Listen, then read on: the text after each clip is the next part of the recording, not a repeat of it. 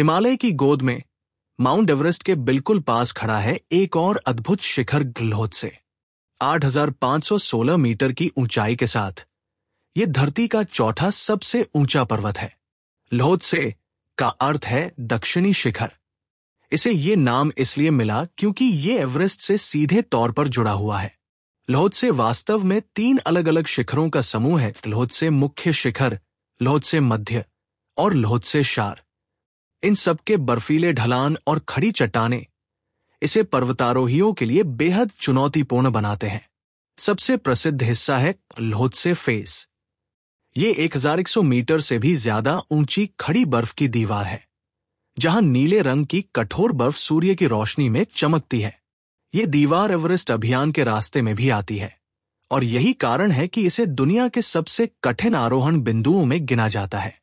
18 मई 1956 को स्विट्जरलैंड के पर्वतारोहियों अर्नस्ट रियस और फ्रिट्ज लुत्सिंगर ने पहली बार ल्होत्से की चोटी पर पहुंचकर इतिहास रचा।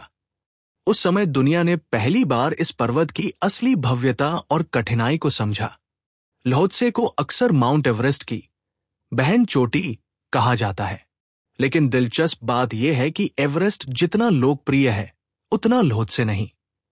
यहां चढ़ाई करने वालों की संख्या बहुत कम होती है क्योंकि इसका रास्ता तकनीकी रूप से कहीं ज्यादा कठिन है।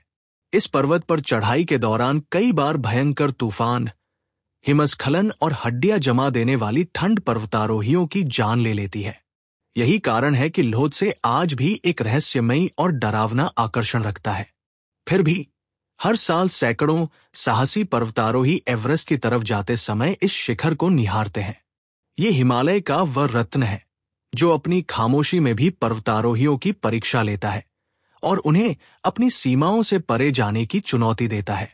ल्होत्से सिर्फ एक पर्वत नहीं, बल्कि साहस, संघर्ष और प्रकृति की अद्भुत शक्ति का प्रतीक है।